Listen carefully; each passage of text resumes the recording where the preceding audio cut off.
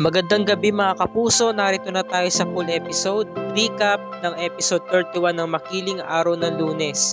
Pumunta na nga si Alex dito sa mga bartender para sabihin na pakibigay na lang sa mga kumag na yun yung beer na iniinom nila. Kasi nga kailangan na nga nila at isinerve na nga nitong waiter papunta nga rito sa Crazy Five. Ngayon tuwan-tuwa itong sina Ren at Oliver dahil nga magiinuman na nga sila. Sabi naman ni Portia, "No thanks, mamaya na lang ako iinom after ng speech ko." So nag-cheers na yung apat. Samantala ito namang si Dr. Franco, tuwan-tuwa dahil nga tinawag nga siya nung MC ng gabing yun para mag-speech. Pero bago yun, dumating muna yung asawa niya at nagbeso muna sila. At nagsimula na nga itong mga mananayaw. Naaliw sila, tumayo sila, yung mga Crazy Five. After ng dance portion, dumating na nga itong MC at pinakilala na nga itong chairman ng Excelsium. Walang iba kundi si Dr. Franco Terra. Kaya nagpalakpakan ng mga tao. So sabi naman ni Dr. Franco, "Kamusta kayong lahat? Magandang gabi sa inyong lahat.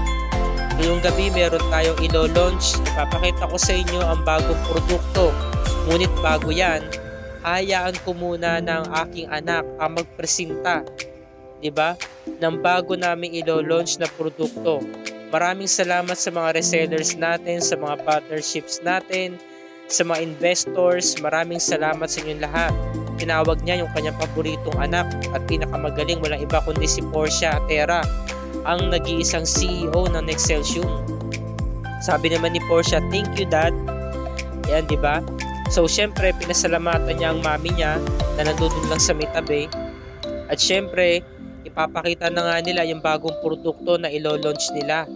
Ngunit habang nag-i-speech si Portia, nagdatingan na nga itong mga biniyarang waiter ni Amira at nag-serve na nga ng mga wine sa mga guests, sa kanilang lahat. Ultimo si Portia binigyan din ng wine, inabutan. Ngayon, habang nagsasalita si Portia, ipinakita na nga sa screen yung Excelsium Ultima X. Kaya nagpalakpakan lahat ng mga nagtatrabaho sa Excelsium. Nag-cheers sila, gawa nga ng tagumpay nila. At uminom na nga rin pong si Portia. Tapos sabi niya, i-enjoy lang natin ang gabing ito kasi nga magsasaya na nga sila. Ngayon yung unang tumawa, yung lalaki, nagtawa ng lahat. Sabi naman ni Dr. Franco, ano nangyayari doon? Anong nagaganap? Napaka-weird doon ang nangyayari. Tapos lahat na ng tao, nagsasayawan, may nag-aalikan. Puro mga malalaswa ang ginagawa. May mga nagda-dirty dancing pa nga. Pero ang hindi man lang na-serve ng wine yung apat sa Crazy Five. Pati itong si Portia, talagang high na yung nararamdaman niya. Para ba siya nakadroga? Wari ko rito mga kapuso, nilagyan ni Amira to ng ng mutya extract. Diba ganyan din yung nangyari sa kanya, yung kinain niya yung petal ng mutya. Talagang parang naging addict siya, diba? Ngayon, nakakita si Portia ng cobra. May hawak-hawak daw siyang cobra, kaya lalo siya nag-hysterical. Sabi ni Maxine, bakit naghuhubad si Portia? Biglang lumapit to si Franco at tinakpan yung kanyang anak kasi nga maghuhubad na eh. Diba? Nakatanggal na yung kita na yung balikat at may kita na rin yung dibdib. Sabi ni Dr. Franco, "Mga bodyguards, asikasuhin ninyo. Ano ba nangyayari dito? Hanapin ninyo si Alex, nasan ba siya?" Kaya sabi ni Maxine, sigurado sa wine niya na ininom nila. Inamoy ni Ren, sabi niya, "Oo nga, kakaiba ang amoy niya." Ngayon, eto na. Napansin ni Alex na meron dumating isang napakahabang sasakyan, kulay puti. Talagang mayaman ang datingan. May mga bodyguard si Amira. Pumasok siya. Ngayon, hindi na nga naasikaso ni Alex, hindi na nga niya nakita kung sino yung babaeng yun. Kasi inasikaso niya itong mga guest na talagang high na high. Ngayon, napansin ni Alex na nakalagpas na sa kanya yung babae, hindi niya nakita yung mukha. At ngayon, nakapasok na nga si Amira sa loob, madilim pa. Binigyan siya ng magandang entrance, ang ganda ng pagpasok niya rito. Ang lupit. Ngayon talagang masaya si Amira, tuwang-tuwa siya sa mga nakita niya. Dahil yung mga tao sa buong paligid niya talagang nagkakagulo kung ano mga ginagawa, para mga lasing, para mga adik. 'Di ba, ang lalaswa ng mga ginagawa. Kaya sabi ni Rain, bro, tol, nakikita mo ba yun? Nagugulat sila. At ito namang si Seb, nahimasmasan. Ang laki ng mata niya. Ganoon din si Maxine, pati si Oliver. Nakilala nila si Amira, na ibang-iba ang datingan. Eh sabi ni Amira, oh my Portia, ano, hindi mo pa rin ba ako nakikilala? Ano, hindi ka pa rin ba nahihimasmasan? O baka naman kailangan mo talaga ng pampagising? Binigyan niya ng paulit-ulit na sampal na malakas po si Portia para makaganti man lang, di ba? Binigyan niya mga 3 yata to sa pagkakabilang ko. Ngayon, sa sobrang inis ni Dr. Franco, magsusunod na si Amira. Tumigil ka na. Kasi nga, namumuro na eh. Itong si Portia, wala pa rin. Talagang high na high pa rin kahit ilang beses siyang sinampal ni Amira. Ngayon, tinutukan siya ng baril ng mga bodyguards ni Amira, si Dr. Franco. Kaya natigil siya. Kaya biglang lumapit siya rin at may dalang baril. O ikaw, tumigil ka na. Tinutukan niya ng baril si Amira. Sabi ni Amira, sige, putok mo, gawin mo. Gawin mo sa akin. At nang makita ng mga tao dito kung gaano ka kasing sama ng tatay mo. Sabi niya, no, kasi nga pulis na rito si Ren eh. Talagang hinamo niya rito si Ren, ang tapang niya. Sabi niya, alam nyo, maghihiganti ako sa inyo hanggang sa maghirap kayo. Hanggang sa sumuko na lang kayo at dalangin nyo na lang na mamatay na kayo. Pero hindi ko yung gagawin sa inyo. Dahil pahihirapan ko kayo na paunti-unti. Ngayon may kumukuha ng video kay Amira, yung mga babae doon. At nakipaglaban na nga yung mga bodyguards si Amira sa mga bodyguards nga nito ni Dr. Franco. Samantalang si Portia, high na high pa rin, takot na takot sa mga nangyari, natutrauma siya. Dahil nga para bang nakikita pa rin niya yung ahas, yung cobra na nasa tabi lang niya.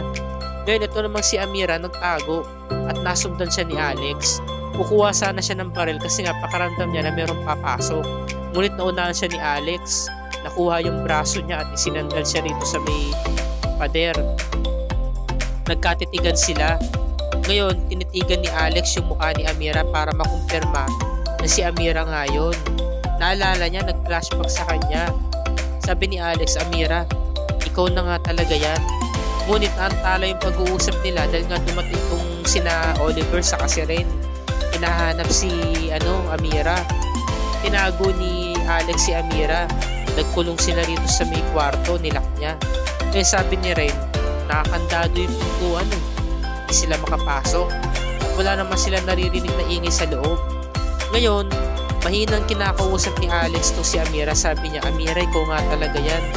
Ang laki na ng pinagbago mo. Alalang-alala ako sa'yo. Salamat sa Diyos at buhay ka. Ang tagal kitang hinahanap. Ilang beses kitang hinahanap kahit saan. Kala ko tuluyan ka na talagang nawala. Kala ko patay ka na talaga. Sabi niya, no? Niyakap niya ulit si Amira na mahigpit. 2 beses niya nang niyakap. Ano nangyari sa'yo? Saka ba nanggaling sa kanang punta? Ano nangyari sa'yo? Ba't nagbago ka na? Sabi ni Amira, tama ka. Nagbago nga ako. Pero para sabihin ko sa'yo, sa ating dalawa, ikaw ang mas nagbago. Kasi nakita ni Amira eh. Nagtatrabaho si Alex sa may Excelsium. Diba? Doon pa sa kalaban. Doon siya nagtatrabaho. Sabi ni Amira, alis na ako. Huwag mo akong susundan. Pero huwag kang mag-alala. Magkikita pa rin tayo. Umalis na nga itong si Amira. At dito na po nagtatapos ang review ni Rika para sa araw na ito, mga kapuso. Bukas pakatutukan natin ang episode 32, araw ng Martes, na makiling, na kung saan ang mga Crazy Five ay hindi sila makapaniwala sa kanilang nasaksihan. Nabuhay pa rin si Amira magpasa hanggang ngayon. Ang sabi naman ni Seb, baka nagbabalat kayo lamang nun. Baka meron daw talagang ibang tao na nagkukunwari si Amira lamang, di ba? Dahil nga hindi pa rin siya makapaniwala, nasa in denial stage pa lang sila.